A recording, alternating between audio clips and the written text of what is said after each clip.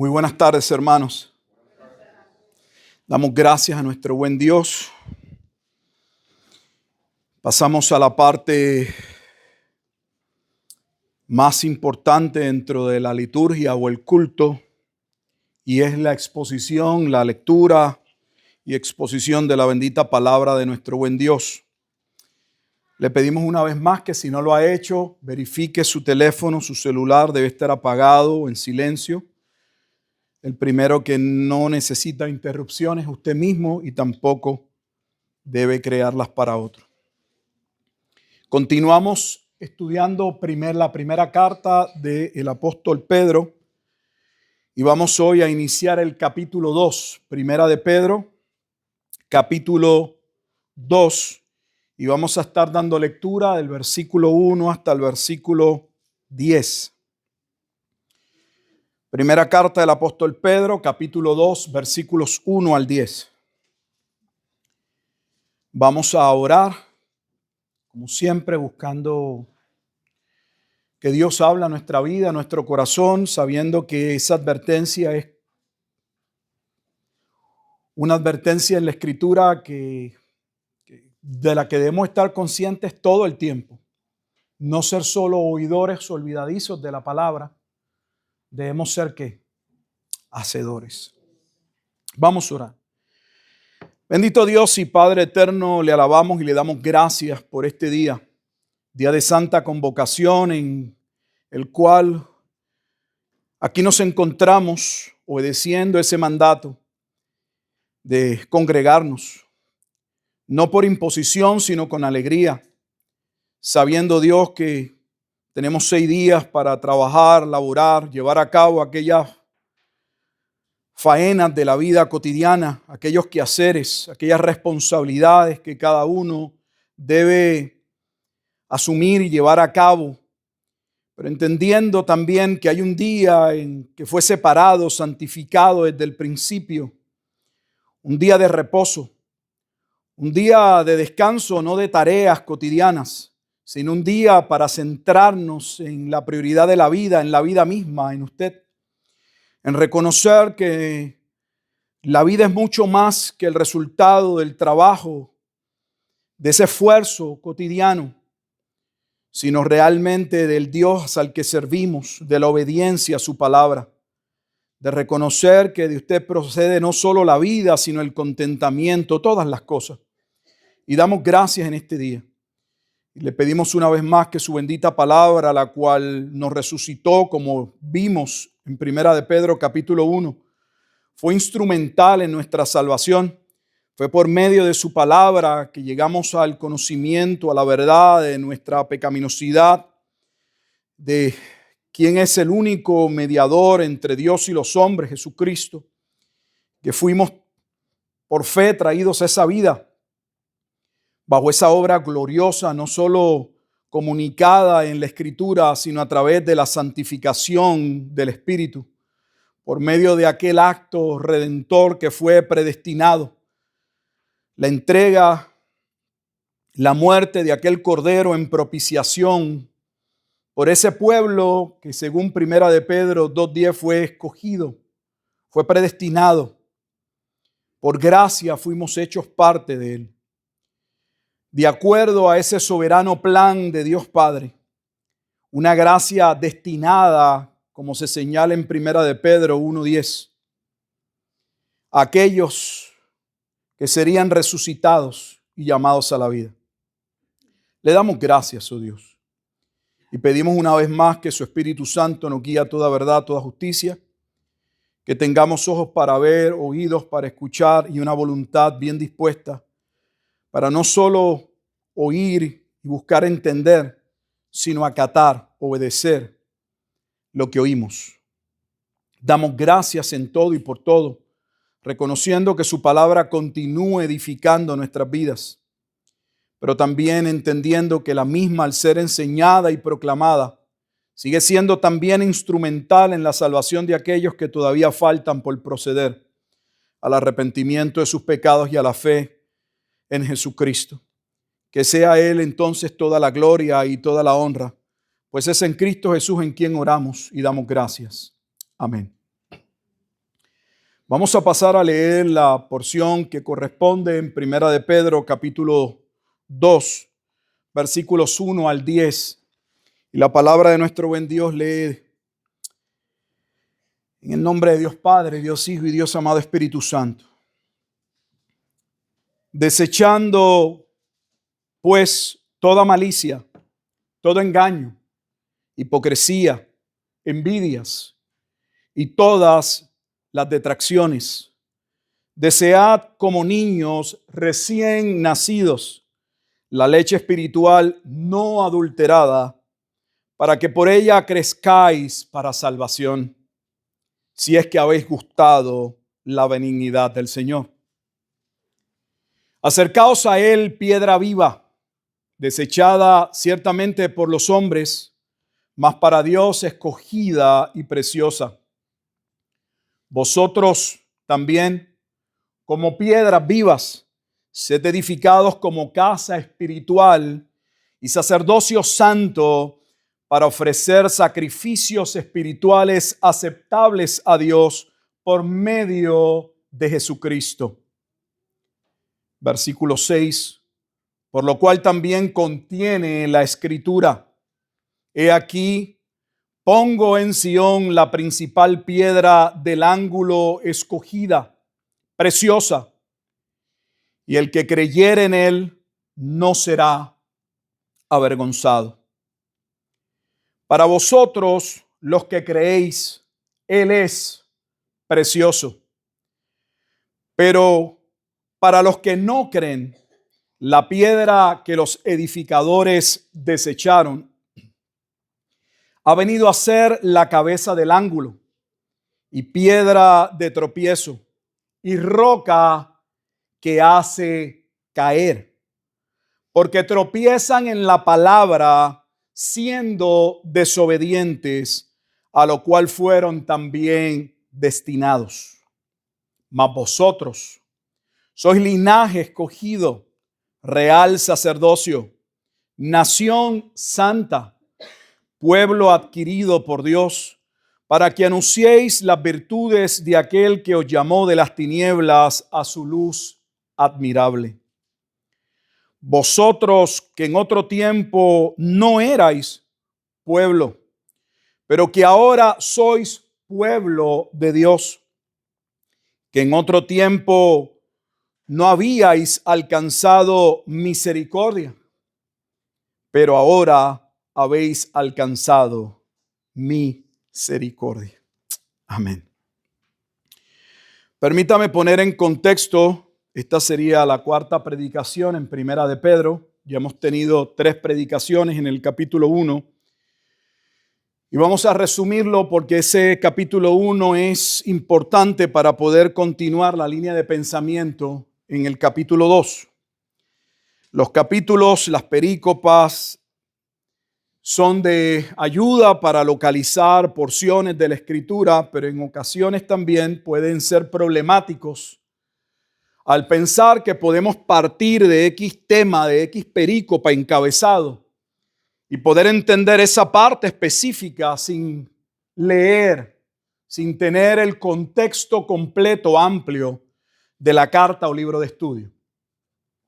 Sí que es menester, cuando uno está estudiando un libro de la Escritura, una carta, tomarse el tiempo de leer ese libro, esa carta en varias ocasiones, para uno asegurarse de que uno entiende el contexto general, el propósito de esa carta, para luego entonces en porciones específicas o en partes o en esas secciones poder identificar dentro de ese tema general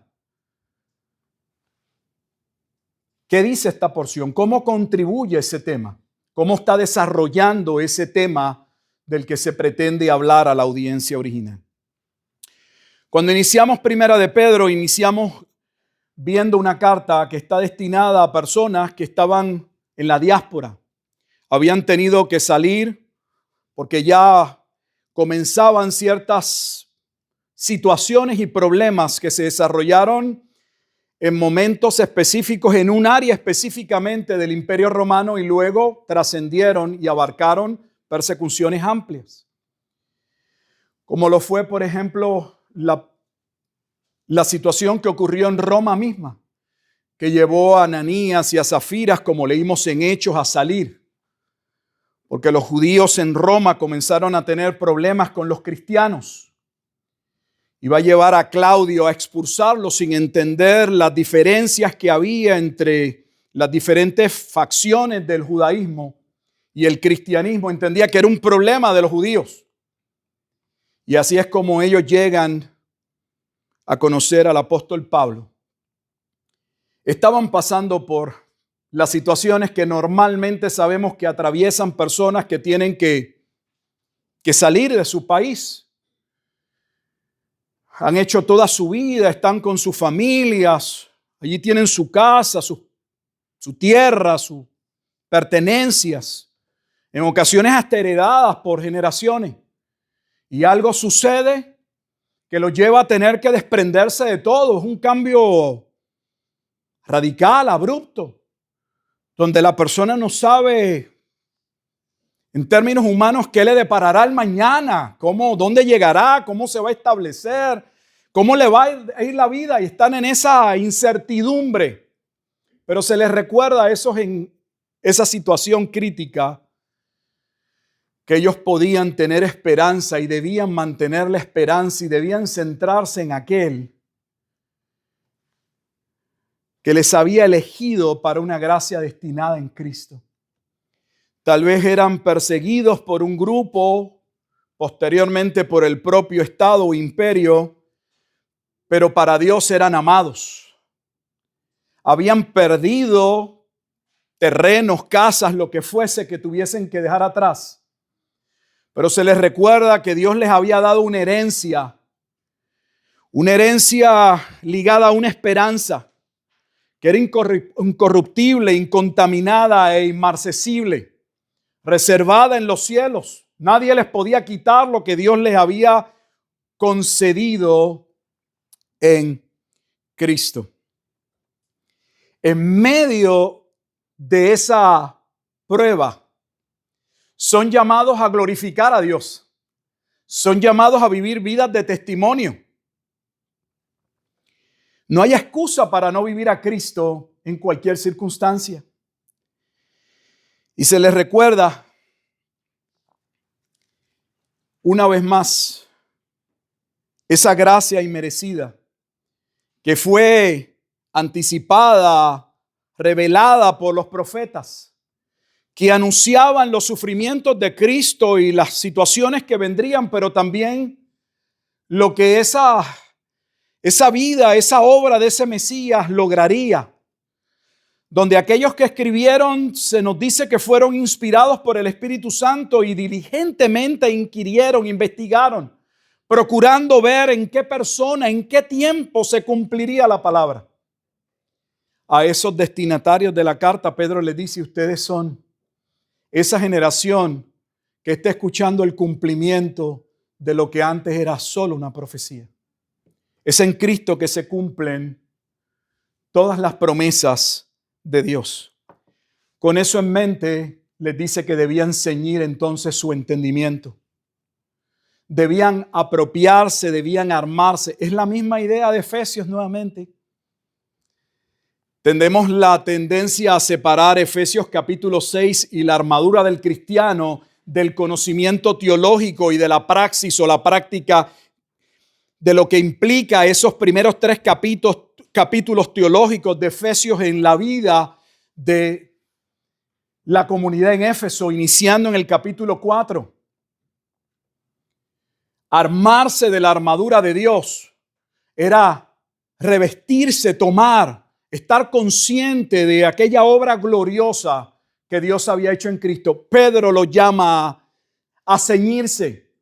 Y la palabra ceñirse era prepararse, era colocarse en una posición de estar alerta para llevar a cabo, para tener movilidad, agilidad. Usted sabe que básicamente el hombre también usaba un tipo de vestimenta que era larga, y ceñirse implicaba amarrarse el cinto y subirse un poco su vestimenta para poder llevar a cabo ciertas acciones y movilidades que sin ellos serían muy Muy difícil poder llevarlas a cabo. Aquí se tienen que ceñir del conocimiento, del entendimiento, un tema que todavía se amplía en Segunda de Pedro. Debemos armarnos del conocimiento de Cristo. Un entendimiento que debía llevarlos a una vida, a una transformación de vida. Una vida donde debían ser sobrios, debían aprender a vivir, a esperar por completo en la gracia de Dios, a no vivir en ignorancia como los demás. En el versículo 15, a ser santos como el que los llamó es santo. El nuevo pacto no cambia la demanda de la exigencia de Dios en sus hijos. De hecho, la magnifica.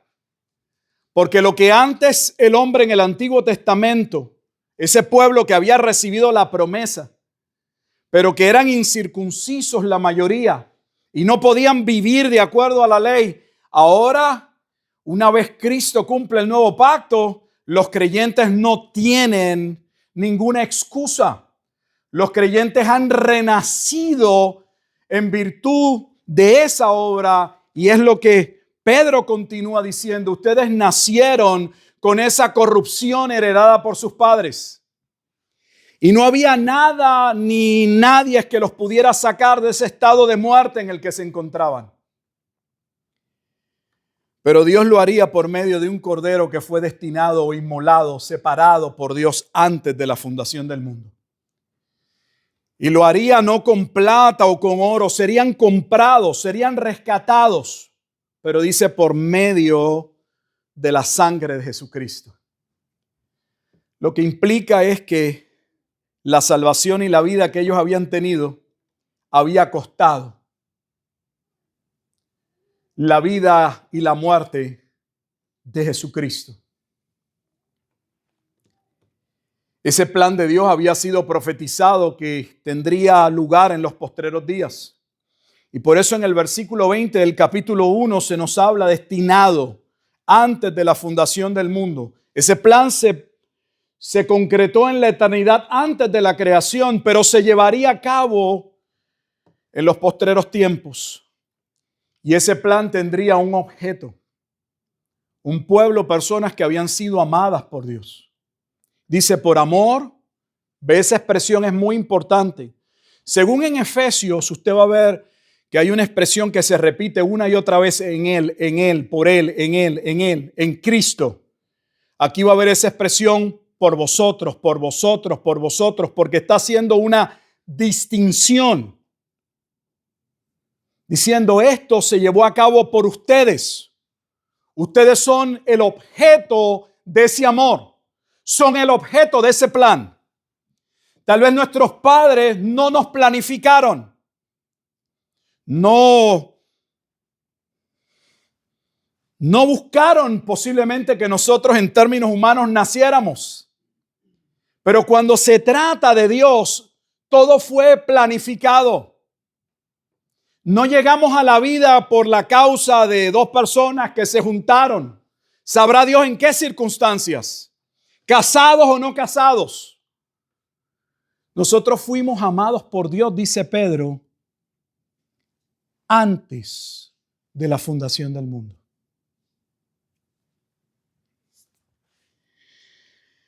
¿Cómo se manifestó ese amor de Dios? Resucitándonos por medio de la obra de Cristo. ¿Y cómo resucitamos? Pedro dice por medio de la Escritura. Pero ¿cómo que por medio de la Escritura? Por medio de creer a la Escritura. Por medio de tener fe a ese evangelio, a esa profecía, a ese mensaje de salvación que fue anunciado. Siendo renacidos, en el versículo 23, ya terminando el capítulo 1. Renacidos no de simiente corruptible, sino de incorruptible. Pedro está haciendo una clara comparación entre por qué vivíamos como vivíamos antes y por qué ahora somos llamados a vivir de una manera diferente. debíamos, por causa de ese pecado original, de esa corrupción heredada, nacíamos en esa misma corrupción. Pero ahora que hemos sido renacidos, ahora que hemos vuelto a la vida, está comparándole. Y si ustedes llevaron, si lo quiere ver para que se haga más fácil, llevaron como el ADN de sus padres. Y por eso hay unas características adquiridas, unas características que son propias de X o Y familia. Pero ahora ustedes llevan una simiente diferente, han nacido de Dios. Por eso deben vivir y son llamados a vivir de una manera diferente. Y esa es la palabra del Evangelio. Y ahí inicia el capítulo 2. Si habían entonces sido renacidos, si esa palabra de Dios había obrado en sus vidas, entonces el primer mandato que reciben es a desechar todo aquello que es contrario a la Escritura. Desechando. Luego habla de deseando y de acercarnos. Es un cuadro muy similar nuevamente a Éfeso, a la carta a la ciudad de Éfeso. Es Efesios 4, 22 al 24. Desvestíos, renovaos y vestíos. Debían desvestirse de algo, debían renovar su entendimiento, ceñirse para vestirse. ¿Y vestirse era qué? Apropiarse, vivir, adoptar el estilo de vida, el patrón, el modelo de Dios. En otras palabras, de acuerdo a la Escritura. Desechando pues toda malicia, todo engaño, toda hipocresía, envidias, todas las detracciones.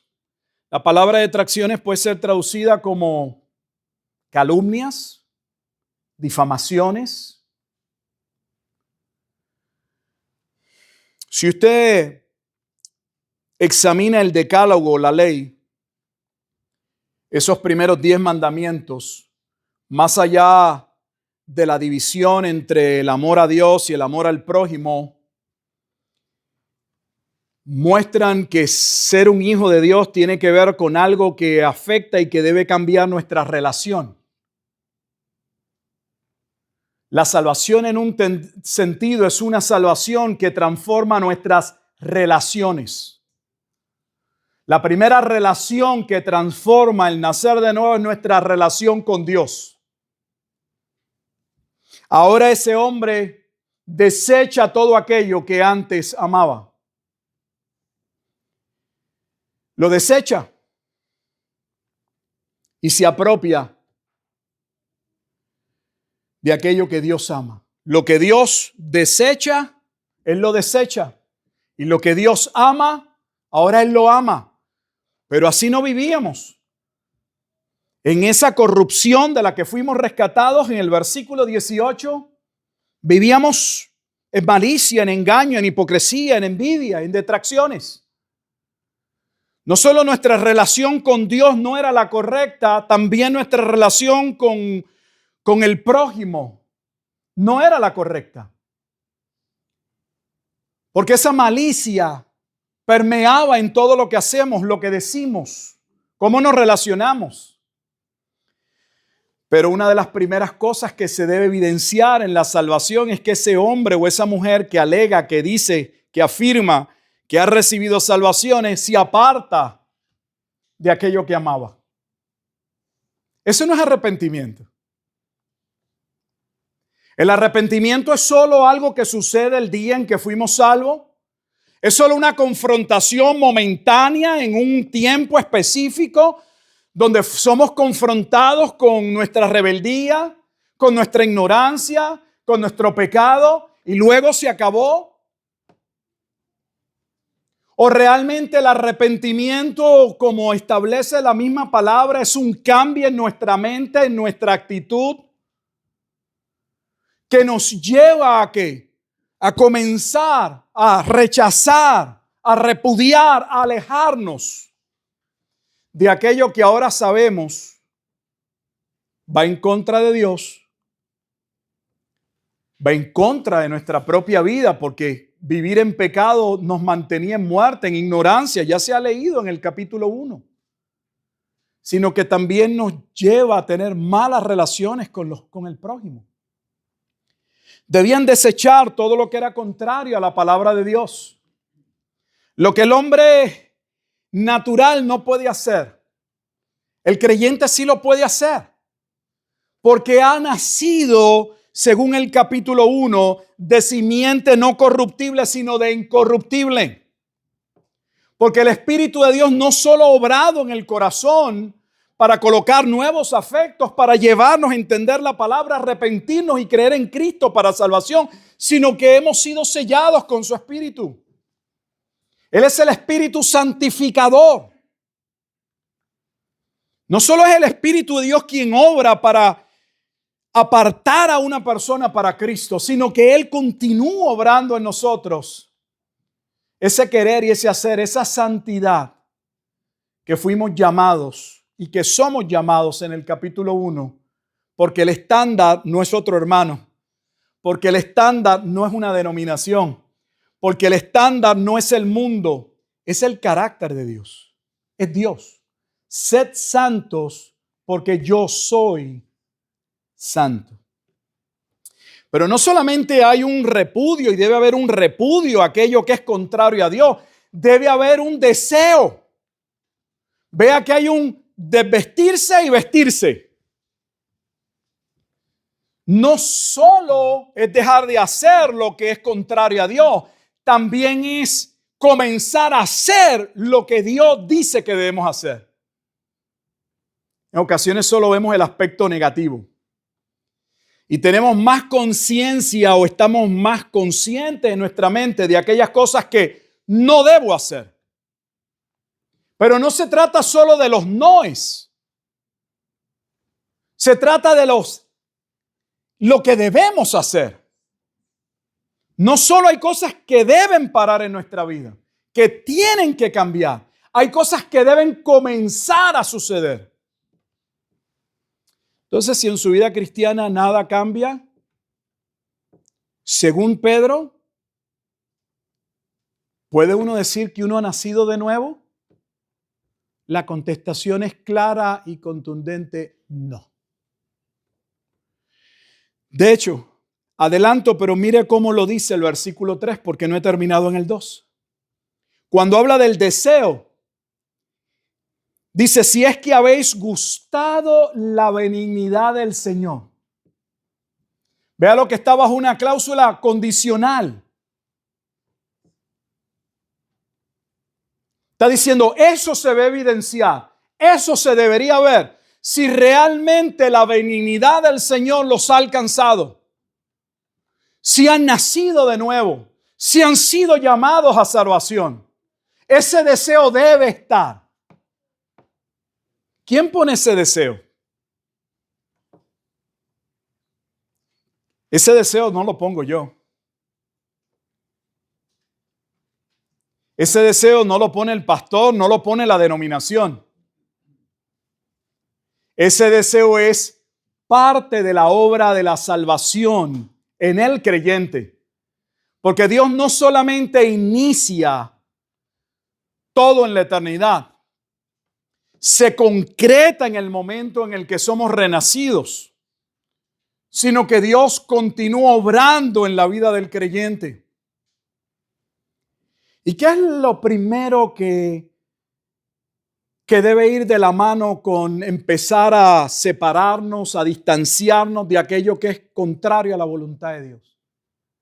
Que un verdadero creyente debe amar la palabra que lo llevó a Cristo. ¿Cómo llegamos a conocer a Cristo? Pedro dice que fue un plan trazado en la eternidad, pero un plan también que fue comunicado a través de santos hombres que inquirieron, que diligentemente investigaron, buscando cuándo, en qué momento, en quién se cumpliría dicha promesa.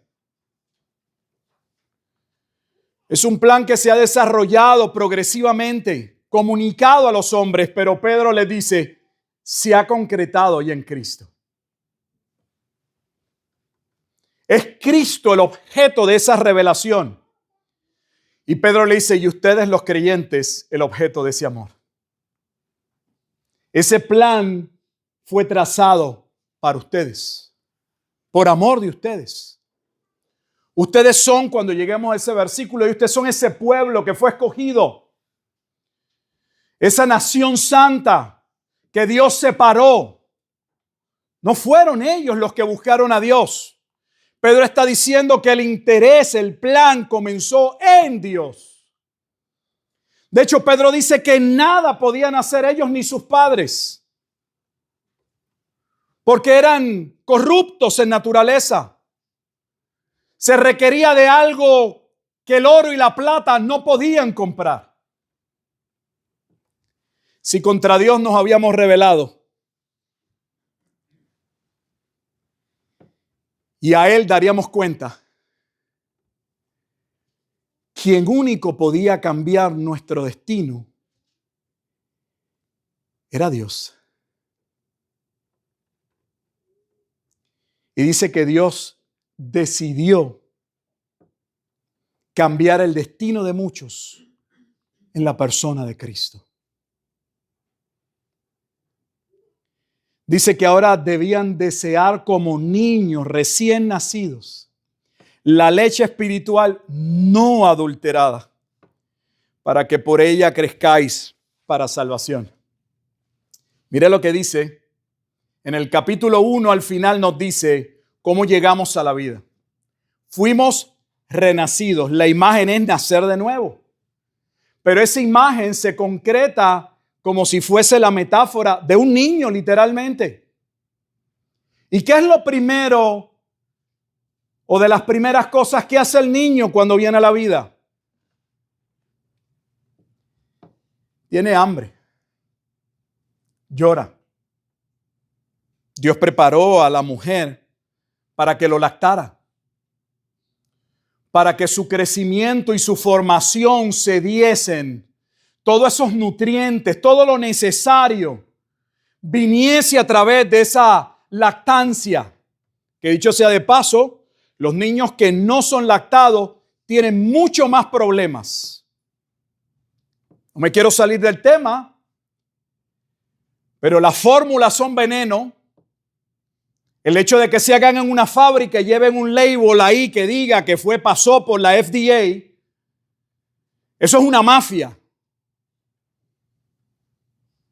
Cuidado con los medicamentos y la medicina hoy. Mucho cuidado. Nada sustituye nada lo que Dios hizo. Nada. Nada. Nada. No hay nada químicamente que pueda hacer lo que hace la leche materna para el hijo, especialmente lo primero que sale de la mujer. Le provee al hijo todo lo que requiere para prepararse para ese nuevo ambiente.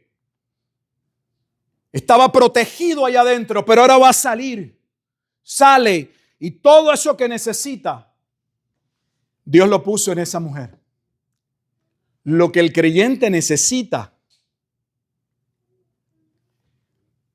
para madurar en su vida cristiana y crecer está ¿dónde? En la misma palabra por la cual fue rescatado y levantado a la vida. Lo hemos dicho 1000 veces desde este púlpito. La palabra de Dios no es solo el medio por el cual Dios resucita muertos espiritualmente. Es el medio por el cual Dios continúa alimentando, edificando, transformando nuestro entendimiento, renovando nuestros pensamientos. La palabra de Dios sigue siendo viva. Pero la idea general, a veces no consciente, inconsciente, no, ya yo nací de nuevo.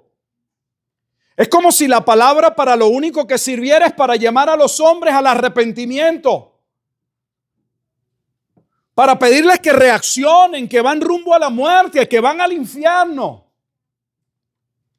Y luego que ya somos cristianos, ya yo creí la palabra.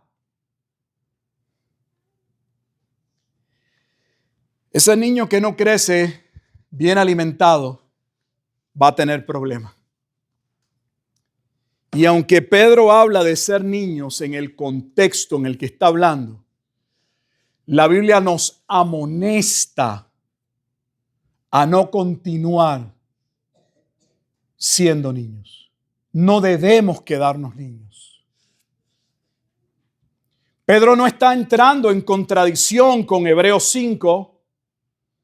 En el contexto, alguien que acaba de nacer es visto como un niño y requiere de leche. Y leche aquí, observe que no está hablando de leche, que busquemos cómo cambiar la palabra o ponerle algunos condimentos a la escritura para... Eso es crear una fórmula. Y la iglesia está llena de fórmulas para lactar a los creyentes. Necesitan la palabra de Dios. Fue el Espíritu Santo quien los llevó a Cristo. Nada ni nadie podía hacerlos ver su pecado ni entender que la obra de Dios descansaba en Cristo. Fue Dios mismo. Pero luego desconfiamos de esa palabra y dividimos la iglesia en una escuela dominical. Porque ahora dependiendo la edad, le vamos a dar una clase diferente. Dios tiene una sola mesa servida para todos.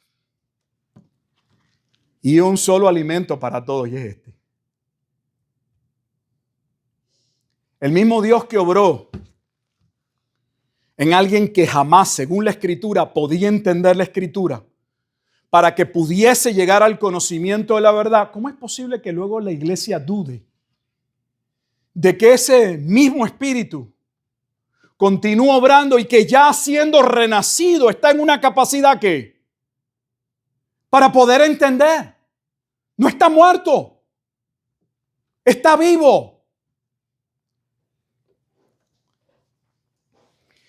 Claro, Pedro dice: si habéis gustado la benignidad del Señor. Hebreos capítulo 5 nos advierte que quedarnos niños es contrario a la voluntad de Dios. Y uno de los problemas de la iglesia en el siglo XXI es que es un kindergarten. De hecho, algunas iglesias no pasan de ser un nursery. Con todo respeto lo digo.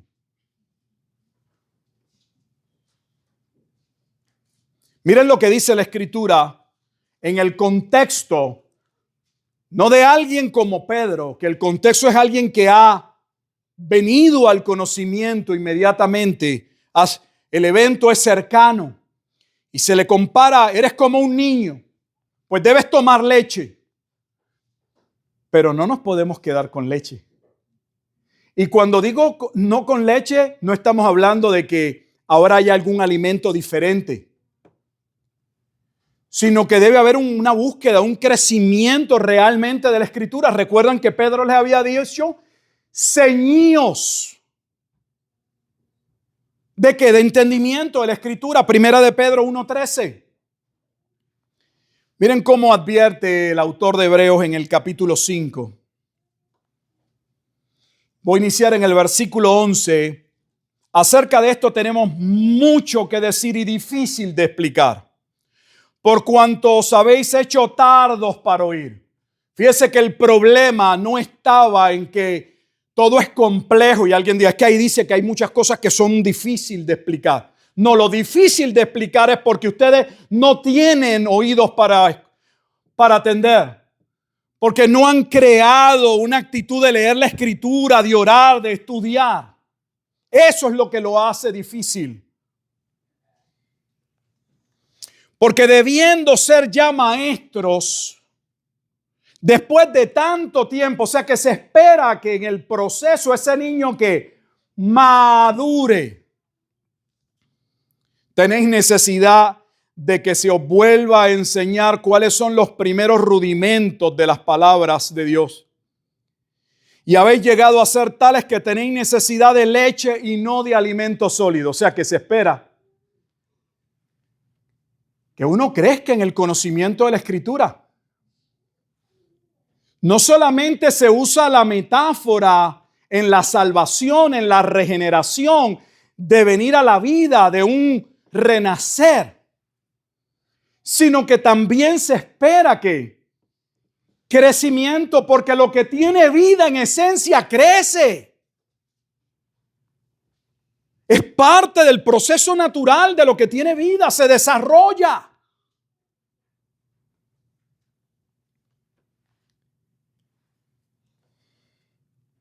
Mira el versículo 13, dice, y todo aquel que participa de la leche es inexperto en la palabra de justicia, que no es otra cosa en la palabra que establece lo que es correcto, porque es niño. En otras palabras, los están reprimiendo. ¿Por qué? Porque no hay madurez, no hay crecimiento. El crecimiento del que estamos hablando en Primera de Pedro no es meramente conocimiento, es transformación de vida, pero la transformación de vida no se da desasociada ¿de qué? Del crecimiento en la Escritura. Es la transformación de nuestro entendimiento, de poder conocer ahora la voluntad de Dios, de poder entender lo que es bueno, poder hacer una separación entre lo que es sagrado y lo que es profano, lo que es justo y lo que es injusto, lo que es bueno de lo que es malo. Lo que Isaías dice que en su tiempo se había perdido. Hay de aquellos que a lo malo llaman bueno.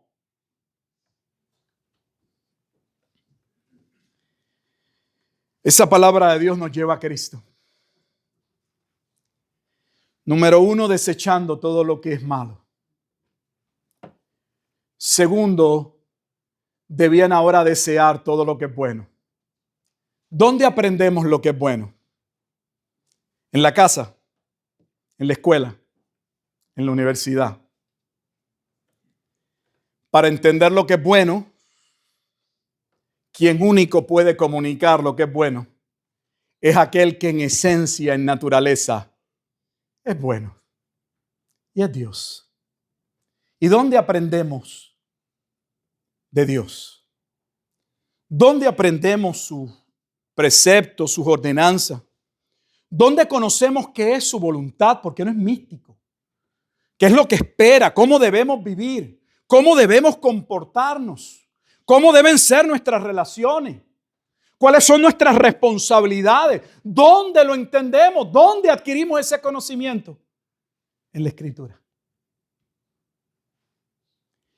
Pero ese conocimiento está ligado a una persona y nos sigue atados o atándonos a esa persona, Jesucristo. Por eso dice, acercaos a Él, piedra viva, desechada ciertamente por los hombres, mas para vosotros, mas para Dios escogida, y preciosa. La pregunta es, ese pasaje claramente está hablando de Cristo, que es el objeto y el centro de la salvación. Él es el Cordero del capítulo 1.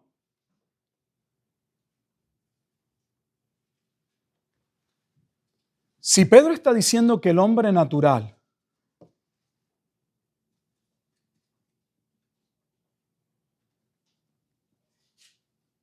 su tendencia es a desechar a Cristo, lo está diciendo, léalo. Está explícito. Acercaos a Él, piedra viva. Le está hablando a los creyentes, a los que han nacido de nuevo.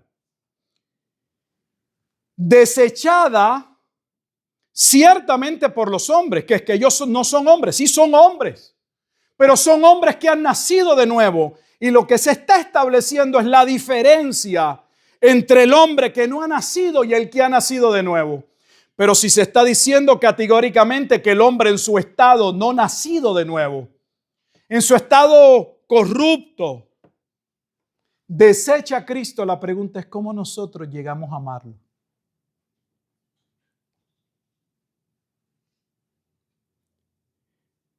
Es una piedra viva desechada por los hombres. Y observe que no dice por los hombres, dice ciertamente por los hombres. Pedro está diciendo, el hombre en su estado natural desecha a Cristo. Entonces los reformadores y las iglesias reformadas inventaron la teología de la elección. Nos inventamos la corrupción, la depravación del hombre, la inhabilidad del hombre, la corrupción radical. Son temas inventados de la reforma. No son temas que aborda la Escritura. Primera de Corintios capítulo 2 versículo 14 dice que el hombre natural no entiende las cosas que son del Espíritu. De hecho, no solamente Pablo, Juan mismo lo dice en el capítulo 3, el capítulo más leído y más mal interpretado de la Biblia. Juan 3. Yo no tengo duda de que es Juan capítulo 3. En ese mismo capítulo Jesús dice que el hombre que no ha nacido de nuevo no puede no solo entender, no quiere venir a Cristo, no puede venir a Cristo. Y da las razones por las que no quiere venir a Cristo. Porque no quiere que sus obras sean reprendidas. Él no entiende lo que es para su bien. El único hombre que puede entenderlo es el hombre en Primera de Pedro, que en Primera de Pedro 1:2 dice que fue elegido, que en Primera de Pedro versículo 10 dice que forma parte de aquellos que recibirían una gracia destinada a vosotros. O de aquellos que ahora en el capítulo 2 dice forman parte de ese pueblo que Dios, versículo 9, ¿qué hizo? Adquirió. Fue Dios quien lo adquirió. ¿Cómo lo adquirió? El capítulo 1 dice, no con plata, no con oro ni plata, sino con la sangre preciosa de Jesucristo. Otras palabras, que fuimos comprados por medio de la muerte de Jesucristo. Así que el creyente puede ver en Jesús lo que Dios ve. No espere que otros lo vean. Si usted es un creyente, puede ver en Cristo, hallar gozo y paz.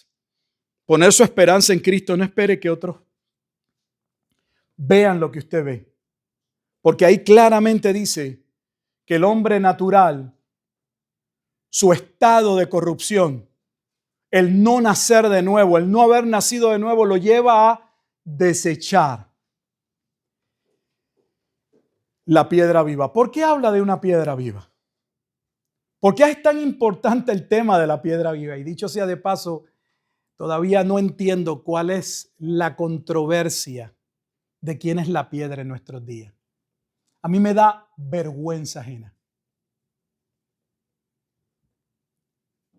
Supuestos apologistas y teólogos discutiendo que Pedro es posiblemente que pueda ser la piedra. Si Pedro es la piedra, alguien tiene que hacerle un mapa a Pedro para que llegue a entender, porque Pedro mismo está afirmando que él no es la piedra. Si algo es claro, explícito en este capítulo es, yo no soy la piedra es Cristo. Y nosotros los que hemos sido resucitados somos piedras, pero del edificio, de esa casa espiritual que Dios levantó. Que ya veremos que el templo entonces nada tiene que ver con un templo físico. Miren lo que dice el versículo 5. Vosotros. ¿Por qué vosotros? Está haciendo una distinción entre ¿qué? Entre el creyente y el hombre natural que desecha a Cristo. Pero él no le está hablando a los que desechan a Cristo. Pedro le está hablando a aquellos que en virtud de la gracia de Dios ven en Cristo una piedra preciosa, y vamos a ver por qué, de dónde sale el tema de la piedra. Vosotros también no solamente debían desechar lo malo, debían desear lo bueno, debían acercarse a Cristo, debían ahora en el versículo 5 entender que habían sido constituidos y eran el nuevo templo de Dios. Y no solamente el nuevo templo de Dios, eran un nuevo sacerdocio. Donde es en este templo, Pedro va a decir, en nuestra vida, donde se debe rendir culto a Dios. Es Romanos 12:1. Mira lo que dice. Vosotros también como piedras vivas. Está diciendo que Cristo es la piedra preciosa y escogida. Pero ahora le llama a los creyentes que, pero ustedes también son piedras. ¿Piedras de qué? Vosotros también como piedras vivas, sed edificados como casa espiritual. En otras palabras, que los creyentes forman con la piedra del ángulo, que es Cristo, ¿qué? Ese nuevo templo, esa nueva casa, ese santuario de salvación. No es físico. El templo que se anunció en 2 de Samuel 7, en 1 de Crónicas 17, que vendría a levantar el Mesías, cuando se le dijo a David, ¿quién te ha pedido que me hagas casa? ¿Puedes señalar algún pasaje, algún momento en el que yo le haya reclamado al pueblo, ¿por qué no me han hecho un templo? Pero Dios le manda a decir a David, yo edificaré casa. Y esa casa de salvación, recuerde que el templo, eso es lo que se representaba. El templo era un medio de reconciliación con Dios. Era el tipo del antitipo. El antitipo o el verdadero cumplimiento estaba en Cristo. Pero aquel sistema de ordenanzas, de sacrificios, con sacerdotes humanos, todo lo que se llevaba a cabo, como se establece en la carta a los Hebreos, apuntaba, señalaba la obra de Cristo. El templo que Dios levantaría para salvación es Cristo. Y lo que se le está diciendo a los creyentes es que en virtud de que ellos son parte de ese templo, que dicho es el mismo tema en Efesios 2. Porque cuando se está hablando en Efesios 2 de que ya Dios quitó la pared divisoria que había antes entre circuncisos e incircuncisos, dice, vosotros sois un edificio, una sola casa, es lo mismo. Ustedes son el templo.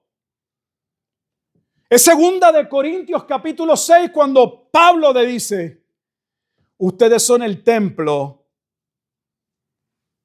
profetizado en Ezequiel, que algunos dicen que futuro. Parece que Pablo no lo sabía, porque Pablo le dice a los creyentes, ustedes son ese edificio. Entendiendo que ellos eran no solo templo, mire lo que dice, son un sacerdocio santo. ¿Sabía usted que Dios constituye a los creyentes en sacerdotes?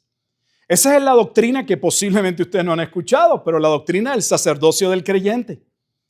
Es una de las doctrinas pilares del protestantismo contra el catolicismo. No necesitamos un sacerdote ya que medie e interceda por nosotros. ¿Por qué? Porque tal sacerdote ya no es necesario, porque Dios constituiría un gran sumo sacerdote sobre todos los hombres.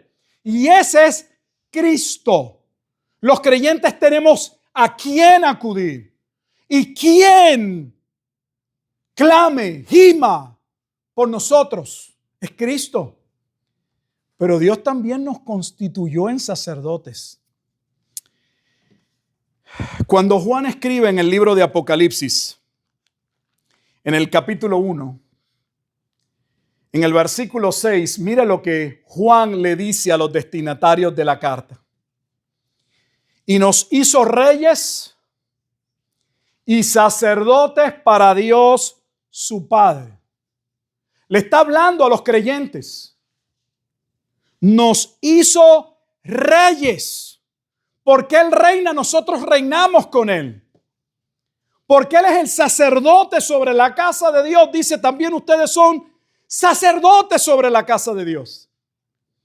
¿Y qué ahora deben ofrecer esos nuevos sacerdotes sobre un nuevo templo? Miren lo que estamos diciendo, hermanos. Pedro está diciendo que Dios ha levantado un nuevo templo. Y ese nuevo templo iniciaba con la piedra preciosa o angular que es Cristo, de la cual todos los que han sido llamados forman parte de ese templo.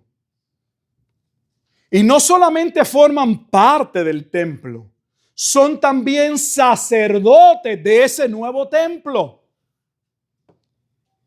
¿Y qué hacen ahora esos nuevos sacerdotes?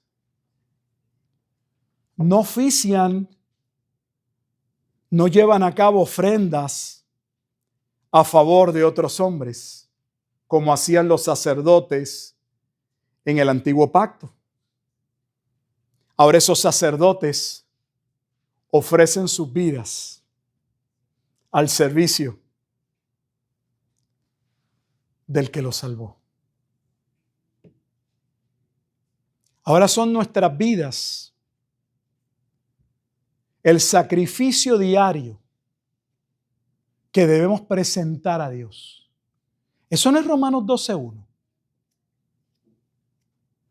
Déjeme leérselo porque posiblemente esté aquí, no sepa lo que dice Romanos 12:1 y solo sabe que el pastor dijo Romanos 12:1 y estoy seguro que la mayoría no va a buscar Romanos 12:1.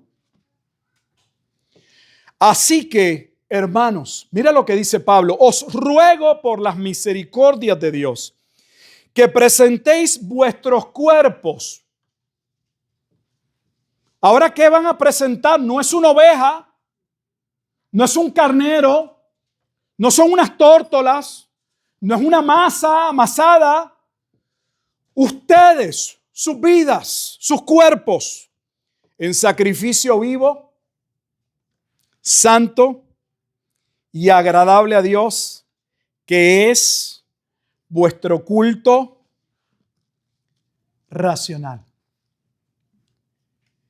Entonces usted viene a adorar a Dios en este templo. Mire si la iglesia está perdida. Que los cristianos creen que vienen a adorar al templo. Usted es el templo. Nos unimos como piedras de ese templo. Pero el templo son los creyentes. Mírenlo en Efesios, ya que lo mencioné. Quiero que vea el cuadro. Efesios capítulo 2.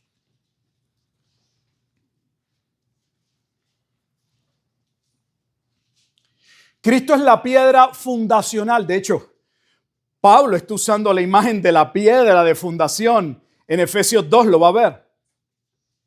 Efesios capítulo 2. Voy a iniciar en el versículo 20. Efesios 2:20. Edificados sobre el fundamento de los apóstoles y profetas. ¿Y cuál es el fundamento de los apóstoles y profetas? ¿Solo la enseñanza? Pedro dijo, nadie puede poner otro fundamento que el que ya ha sido puesto, y ese fundamento es Cristo. Siendo, escuche, la principal piedra del ángulo, ¿quién?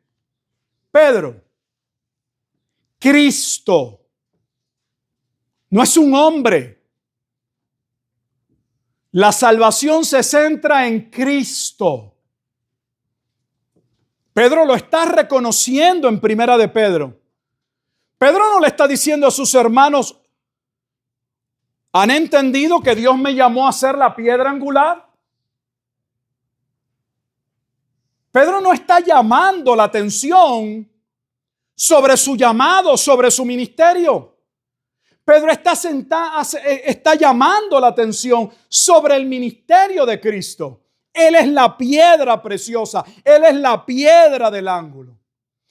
Pablo está diciendo exactamente lo mismo. Ya ven por qué digo que hay tantas similitudes entre Primera de Pedro y Efesios, en quien todo el edificio, no solo está diciendo que es una piedra, está diciendo que es la piedra principal del edificio. ¿Qué edificio? ¿De qué está hablando Pablo? De lo mismo que Pedro. Véalo. Bien coordinado, va creciendo, que están siendo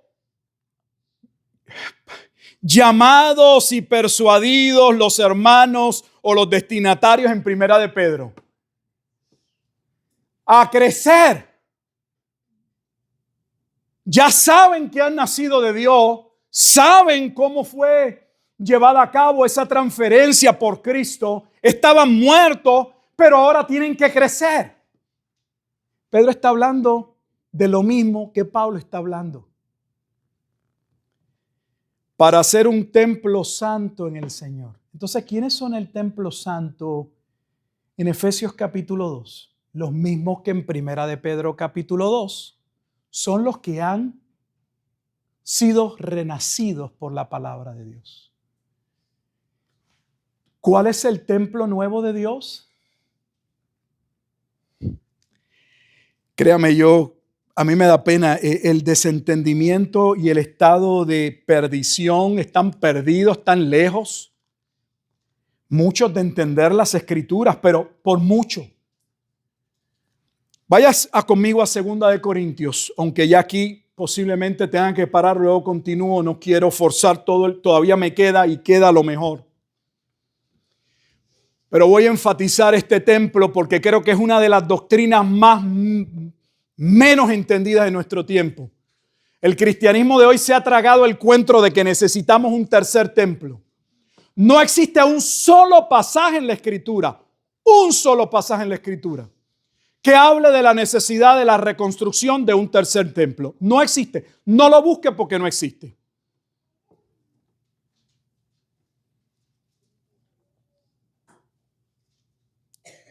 Todos los pasajes que aluden, según algunos, al tercer templo, son pasajes que son sacados de su contexto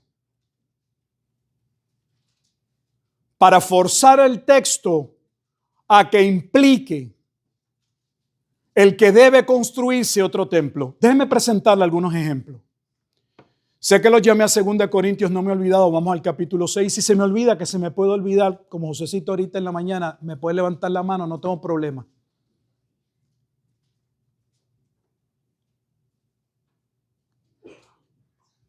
Uno de los pasajes más claros en Apocalipsis, que establecen irrefutablemente, innegablemente, que la carta no se pudo haber escrito en los años 90, es Apocalipsis 11. ¿Por qué? Porque está el templo. De hecho, la palabra que se utiliza allí habla de la división que tenía el templo, y dice que había una parte del templo que sería entregada a los gentiles, que es exactamente Lucas 21. Cuando sucediera la abominación de desolación o desoladora. Pero al cambiarle la fecha y hacer un anacronismo, sacar un libro del verdadero contexto y colocarlo en el año 90, significa que tiene que haber un templo. ¿Por qué? Porque si ya cuando se escribió no se puede contar el segundo templo como ese templo, porque estamos en el año 90, ¿cuál es el templo que va a ser deshonrado en Apocalipsis 11? ¿A qué templo se le va a entregar a los gentiles en Apocalipsis 11? Pues entonces surge, tiene que haber un templo que se levante.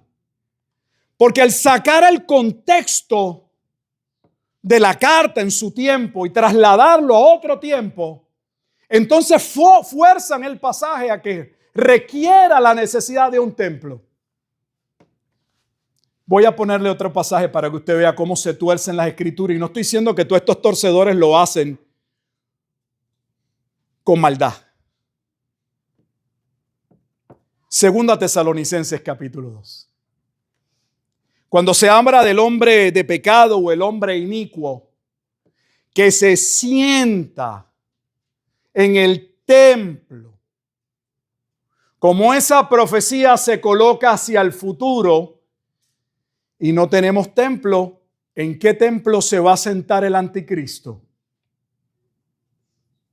Pues eso lleva a las personas a entender que sí, que la Biblia habla de un tercer templo. No, no habla de un tercer templo. Forzamos la escritura, le colocamos un templo, porque en el contexto, el templo que se estaba hablando allí, ese templo era el templo que estaba, el templo que estuvo trabajando Herodes y que sería destruido en el año 70. Para empezar, la razón por la que ellos dicen es que eso no se ha cumplido es porque nadie se sentó en el templo. Es que en el templo no hay silla para sentarse.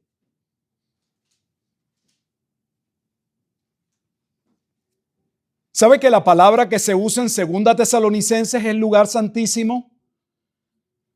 ¿Algún predicador se ha puesto a ver qué hay en el lugar santísimo? ¿Dónde en el lugar santísimo se colocó una silla?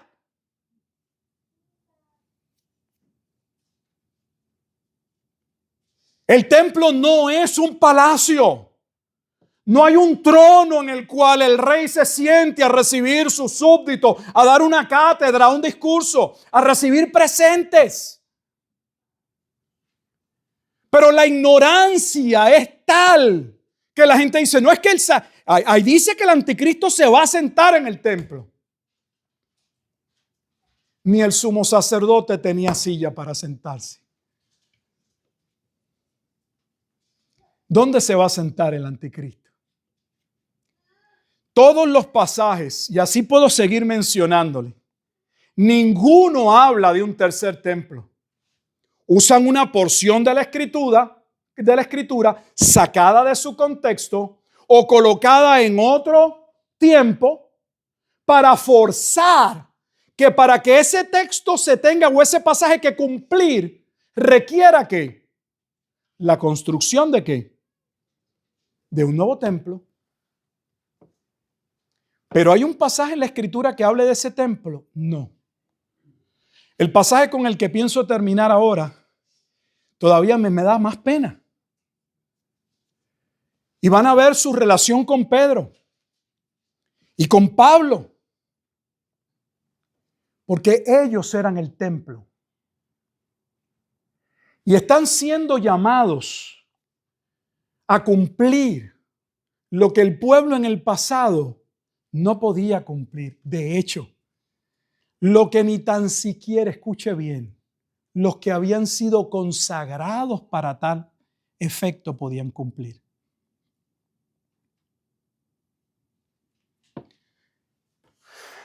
Cuando Dios dio las ordenanzas del templo, nadie podía entrar al templo.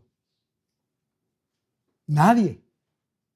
Únicamente podían ministrar en el templo los sacerdotes.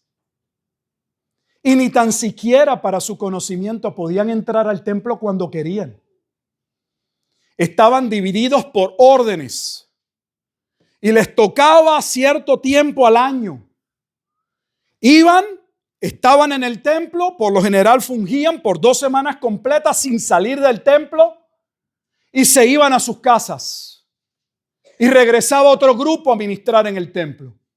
No es que entraban al templo cuando ellos quisieran. Su casa no daba, era el patio, ahí estaba el templo, ellos iban y entraban. No es un lugar con una puerta que usted entra como este y quita la alarma y entra y tiene su liturgia, su culto. No, no era de esa manera. Además de que únicamente podían oficiar los sacerdotes y sabemos que había la parte más importante, que ni aún los sacerdotes podían entrar. Solo podía entrar un solo hombre, un sumo sacerdote. Y de todos los días en el año, solo en un solo momento se le permitía entrar al Santo Santorum. Estamos bien desubicados. Sin embargo, cuando ahora se habla de este nuevo templo, no son algunos llamados a ser sacerdotes. Todo creyente es piedra, es sacerdote, es parte de ese templo y todos somos sacerdotes. Y es con nuestras vidas que debemos ofrecer sacrificios. La comparación es que los actos que ahora Dios requiere de esos que son constituidos su nuevo templo y sus nuevos sacerdotes, no son sacrificios que ellos ofrecen, que otros los trajeron al templo para que ellos los ministrasen a favor de los que trajeron el sacrificio. Ahora ellos son el sacrificio. Y lo que ofrecen es, su ofrenda es sus propias vidas. Miren cómo Pablo lo dice en 2 de Corintios capítulo 6. Con este pasaje termino por hoy. Pensé que iba a poder cubrir más, pero... 2 de Corintios capítulo 6. Mire, observe la perícopa, el encabezado que está arriba del versículo 14 en su Biblia. Segunda carta a los Corintios capítulo 6. Mire solo la perícopa, el título, el encabezado que lleva su Biblia posiblemente, porque no todas las Biblias tienen perícopa, pero la mayoría sí. Somos templo del Dios viviente. Eso no es inspirado por Dios. Ese encabezado fue colocado. 2 de Corintios 6:14. Somos templo del Dios viviente.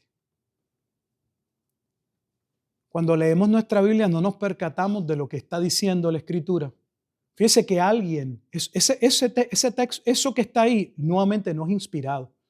Pero alguien leyendo se percató de que el contexto, de que lo que viene, la narración, lo que vamos a leer, habla de que los creyentes somos ¿qué? Ese nuevo templo. Mire cómo lo dice. Piensa en Pedro.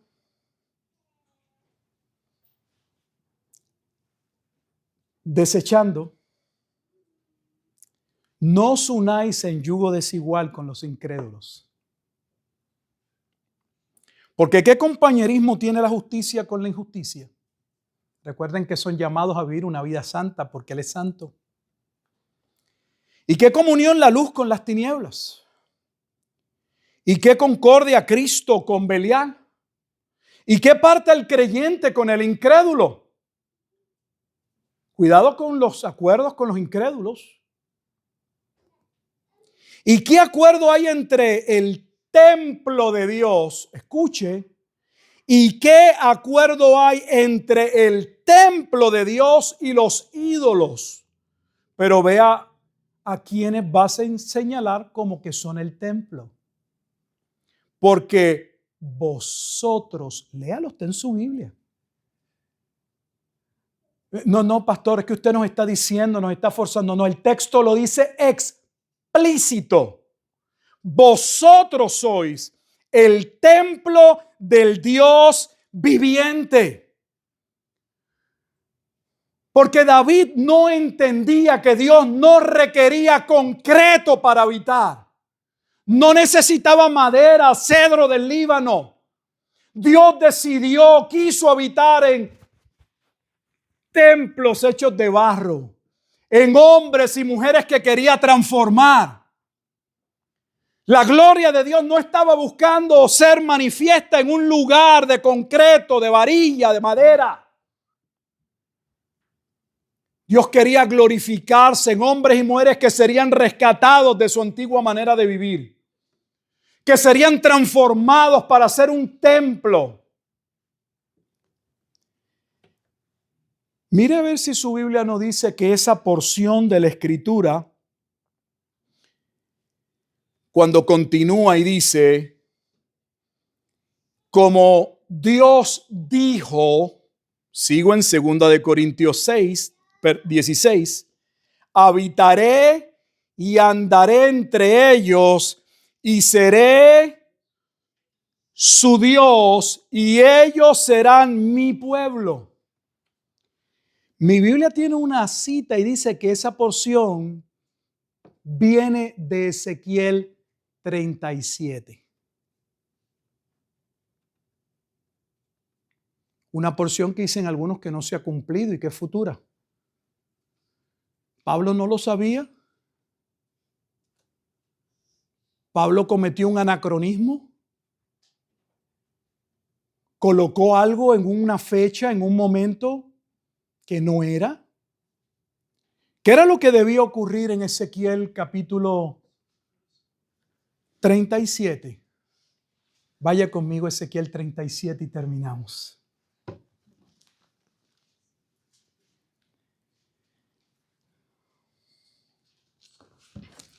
Ya usted debería saber porque Ezequiel 36 es el nuevo pacto. Y Ezequiel 37 es que el valle de los huesos secos. Y ese es el momento en el que Dios le va a decir a Ezequiel, toma una vara y llámale que vara de Efraín, y toma otra vara y vara de Judá y únelas porque van a volver a ser ¿qué? Un solo templo, un solo pueblo. ¿En quién? Vamos a ver qué dice la Escritura. En Ezequiel capítulo 37 voy a iniciar la lectura en el versículo 23. Ezequiel 37, 23. Por cuestión de tiempo, inicio en el 23.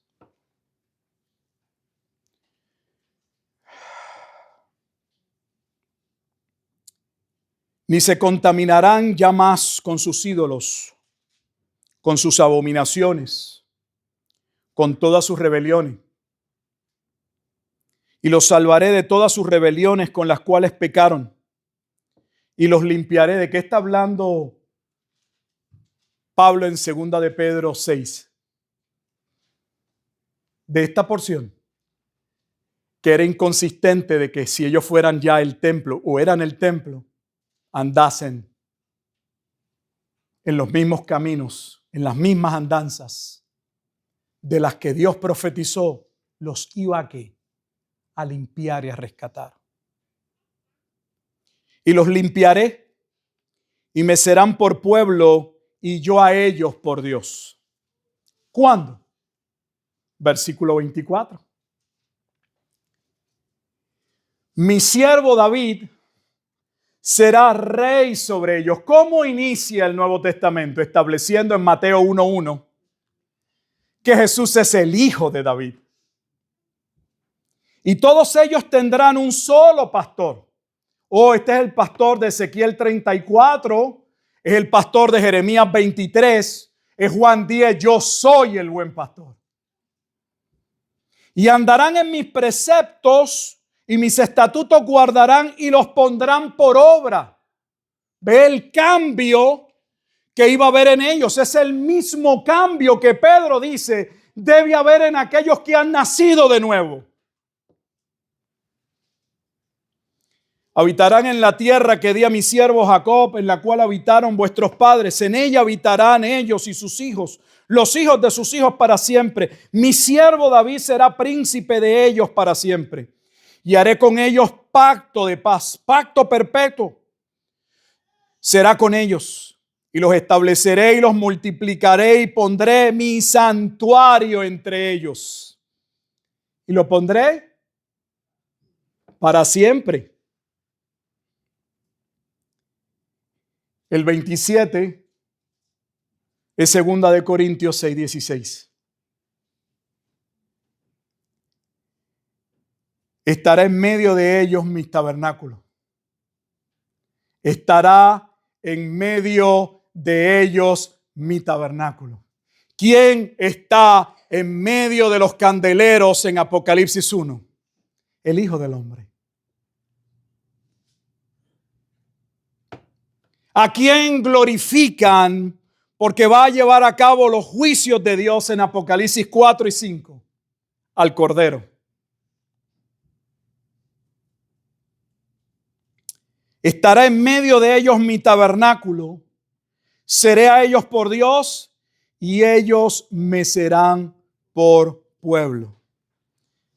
Entonces, Ezequiel 37, 28 está siendo interpretado en 2 de Corintios capítulo 6, versículo 16. Y Pablo le está diciendo a los hermanos en la ciudad de Corinto lo mismo que Pedro les acaba de decir a sus hermanos en 1 de Pedro capítulo 2, que ellos eran piedras vivas del templo de Dios, constituidos como sacerdotes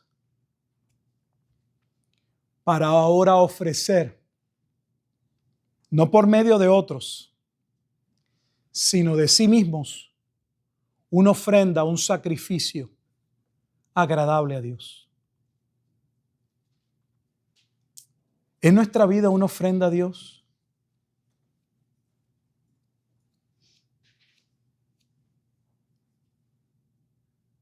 ¿Vivimos como templos de Dios?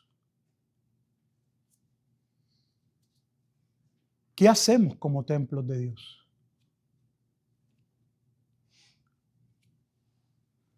Vamos a orar, hay mucho que todavía meditar y pensar.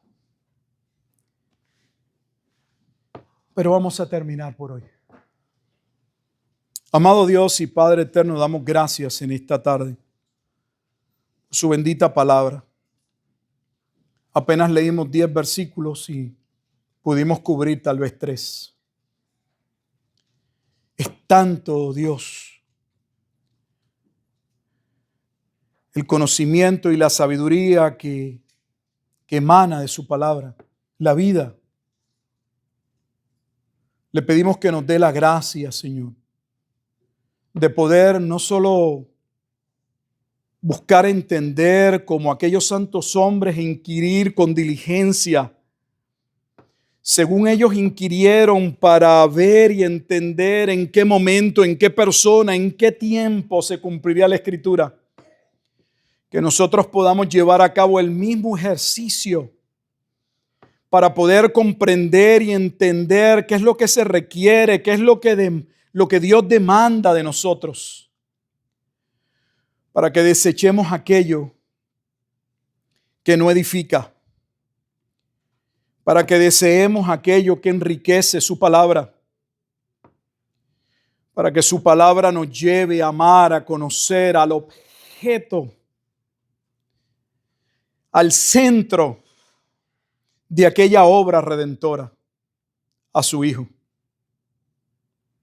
que es la piedra preciosa, la piedra angular, la piedra como veremos que los edificadores rechazaron y que nosotros como piedras de ese mismo edificio, como un pueblo de sacerdotes, como se establece más adelante en el versículo 9, podamos, Señor, vivir vidas santas, vidas separadas, vidas que busquen honrarle y agradarle en todo. Pues reconocemos que para poder disfrutar la vida, para que la vida tenga sentido, necesitamos, oh Dios, atender y obedecer su bendita palabra, ubicarnos en lo que ella dice, vernos como ella dice, llevar a cabo y obedecer lo que ella demanda. Ayúdenos, buen Dios, pues reconocemos, como iniciamos con aquella advertencia, que no basta solo con escuchar, debemos obedecer su palabra. Y no queremos ser tardos ni olvidadizos. En Cristo Jesús, oh Dios, nos preparamos ahora para participar también de la cena del Señor, en el partimiento del pan y en la conmemoración de la copa. Aquel sacrificio o aquel medio por el cual fuimos comprados y rescatados de aquella antigua y vana manera de vivir. Damos gracias, oh Dios, por la obra que usted ha hecho en nosotros, por esa gracia, por esa elección que solamente podría haber llevado un Dios como usted, cuando la realidad es que todos merecíamos la muerte y el castigo. Damos gracias por esa gracia, por ese bendito amor, que podamos, oh Dios, nosotros ahora disponernos a vivir en concordancia, a poder vivir de acuerdo, en armonía con su palabra. En Cristo Jesús oramos y damos gracias. Amén.